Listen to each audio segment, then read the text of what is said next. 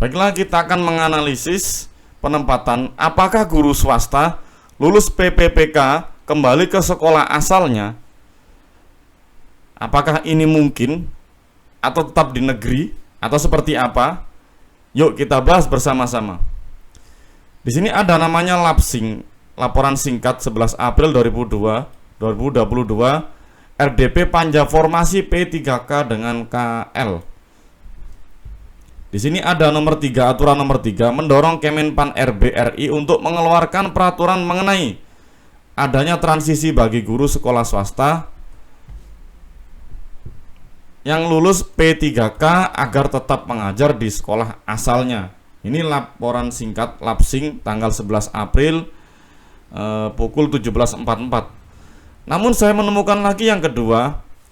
Komisi 10 DPR RI mendesak Kemdikbudristek RI berkoordinasi dengan Kemenpan RB RI untuk memastikan guru sekolah swasta yang lulus seleksi PPPK untuk tetap mengajar di sekolah asal dan dalam waktu dekat dapat menyusun peraturan untuk guru sekolah swasta yang lulus PPPK dapat mengajar di sekolah asal. Ini yang kedua. Jadi dari dua lapsing tadi kita tahu bahwa guru swasta disarankan atau didesak agar tetap mengajar di swasta.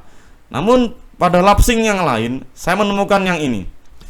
Komisi 10 DPR RI mendesak Kemendikbudristek RI berkoordinasi dengan Kemenpan RB RI untuk membentuk peraturan agar guru sekolah swasta yang lulus PPPK dapat ditugaskan di sekolah asal sesuai ketentuan peraturan perundang-undangan. Di sini ada maksud lain, maksudnya itu. Di sini untuk membentuk peraturan untuk memberikan masa transisi bagi guru sekolah swasta yang lulus P3K ditugaskan di sekolah asal. Jadi maksud yang ketiga itu guru sekolah swasta tetap mengajar di swasta, namun hanya beberapa tahun setelah sekolah itu menemukan guru yang baru, guru yang pada masa transisi ini tadi kembali ke formasi yang dipilihnya di sekolah negeri. Kita akan lanjutkan analisisnya seperti apa. Sebelum itu kita harus definisikan namanya guru swasta lulus seleksi PPPK. Ini harus kita definisikan dulu. Di situ jelas bukan lulus passing grade atau lulus passing grade atau apa. Di situ hanya ada tertulis guru swasta lulus PPPK. Kita nggak tahu apakah ini yang lulus PPPK passing grade dapat formasi atau yang tidak dapat formasi. Maka mari kita definisikan dulu bersama-sama agar tidak terjadi salah paham di akhir.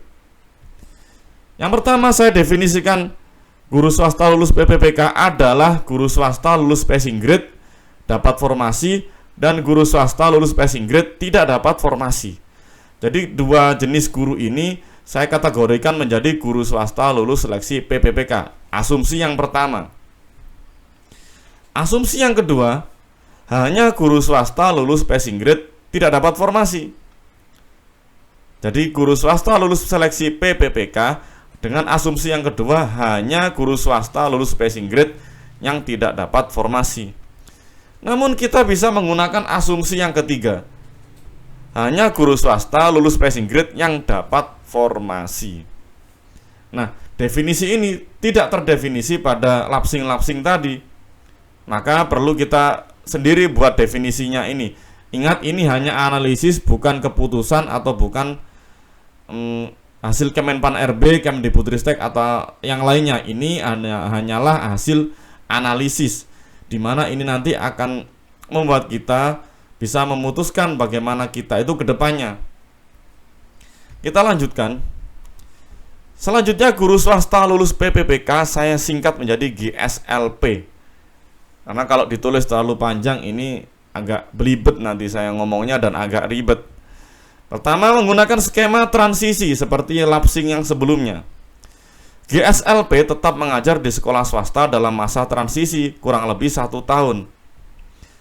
Kemudian agar guru SLP ini tetap aman di sekolah swasta, tidak mendapat cibiran, tidak mendapat bully-bulian, tidak mendapat serangan yang tidak-tidak dari yayasan setempat, maka dia mendapatkan SK agar legalitas dan gaji dia terjaga. Nah, oke ya. Ini juga sudah dijelaskan pada RDP Panja Formasi, bisa dicek lagi videonya bahwa bisa saja ini terjadi dan kemudian ada SK yang mengikat guru swasta lulus PPPK yang masih dalam masa transisi. Jadi tidak bisa yayasan semena-mena terhadap guru ini. Kemudian apa yang terjadi selanjutnya, guru swasta harus segera mencari guru pengganti. Guru pengganti pada mapel yang diusung oleh GSLP tadi. Misalkan GSLP ini mapelnya geografi, maka guru swasta, sekolah swasta harus segera mencari guru geografi untuk menggantikan GSLP tadi. Setelah sekolah swasta mendapatkan guru pengganti, tentu GSLP berpindah ke formasi yang dilamar. Nah, ini kalau kita pakai asumsi pertama, yaitu GSLP itu yang sudah dapat formasi dan yang belum, nah ini bisa kepakai. Jadi GSLP tadi akan tetap menempati formasi yang telah dipilih. Nah, sehingga apa? Formasi di sekolah negeri terpenuhi. Jadi Kemdikbud tidak mencari-cari lagi guru untuk memenuhi formasi yang telah dilamar oleh GSLP. Nah, ini adalah skema transisi yang mungkin menjadi solusi bagi kedua belah pihak, baik di yayasan swasta, baik dari pihak sekolah negeri. Sekolah swasta akan mendapatkan kesempatan waktu untuk mencari guru yang berkualitas untuk mengisi kekosongan guru yang akan ditinggalkan oleh GSLP. Sekolah negeri juga perlu bersabar untuk mendapatkan guru tersebut. Sehingga ini mungkin adalah salah satu solusi win-win, win-win solution.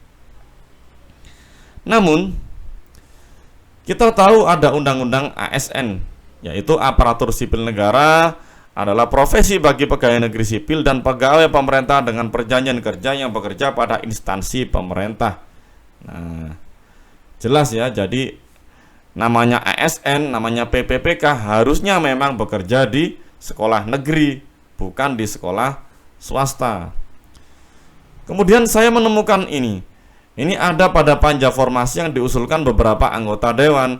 Ada namanya Peraturan Pemerintah Republik Indonesia nomor 28 tahun 1981 tentang pemberian bantuan kepada sekolah swasta, yaitu bantuan dapat diberikan berupa uang, tenaga kependidikan yang berstatus pegawai negeri sipil, sarana dan prasarana, bantuan lain menurut keperluan. Nah, seperti yang dulu pernah terjadi, ada namanya PNS DPK, PNS diperbantukan. Kemungkinan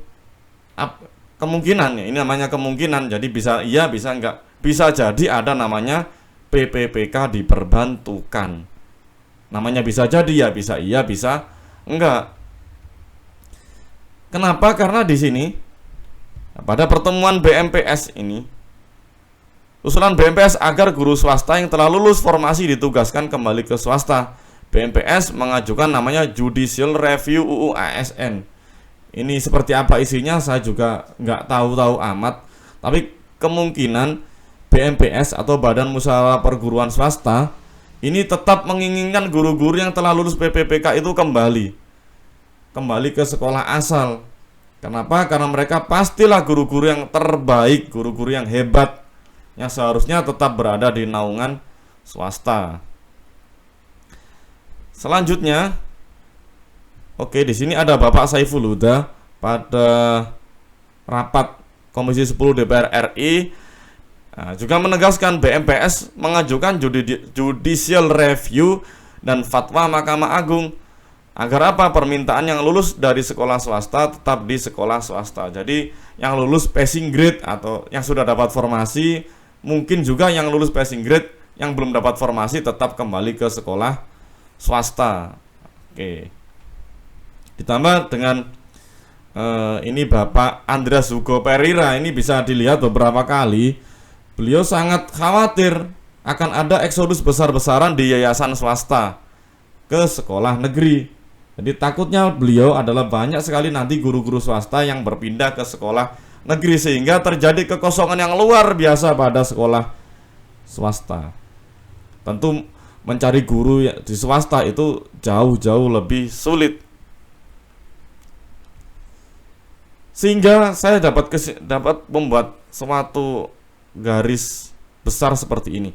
Mungkin guru swasta yang lulus PPPK GSLP ini akan kembali ke swasta, sehingga status yang mungkin adalah menjadi PPPK DPK. Ingat, selalu yang saya katakan itu adalah kemungkinan, bukan sebuah keputusan. Kenapa menjadi PPPK DPK? Mengingat banyaknya sekolah yang berasal dari organisasi masyarakat yang telah ada sebelum NKRI. Ini adalah semacam usaha pemerintah untuk memberikan penghargaan pada organisasi-organisasi yang sudah ada sebelum NKRI itu ada. Jadi memang Kemendikbudristek itu memang harusnya menjadi bapak dari seluruh sekolah, baik di negeri atau di swasta. Jadi, jika hal itu benar, tentu akan dapat pertanyaan selanjutnya nih. Siapa yang akan mengajar di formasi sekolah negeri yang telah dilamar guru swasta lulus passing grade yang mendapat formasi? Misalnya ada guru A, si Budi, mendaftar di SDN 1 Pare, misalkan SDN 1 Pare. Kemudian Pak Budi ini dari sekolah swasta kembali ke sekolah swastanya lagi. Tentu akan jadi pertanyaan nih, siapa yang akan jadi guru di SDN 1 Pare yang telah dilamar Pak Budi? Apakah Kemendikbudristek akan membuka lowongan lagi? Nah, tentu itu perlu analisis yang lebih lanjut. Apakah membuka lowongan lagi atau seperti apa? Atau yang kedua, mungkin saja itu terjadi kepada guru swasta lulus passing grade yang tanpa formasi. Kenapa? Karena memang tidak dapat formasi. Kalau tidak dapat formasi, berarti ada kemungkinan guru swasta tersebut dikembalikan ke swasta dengan status PPPK DPK. Begitu.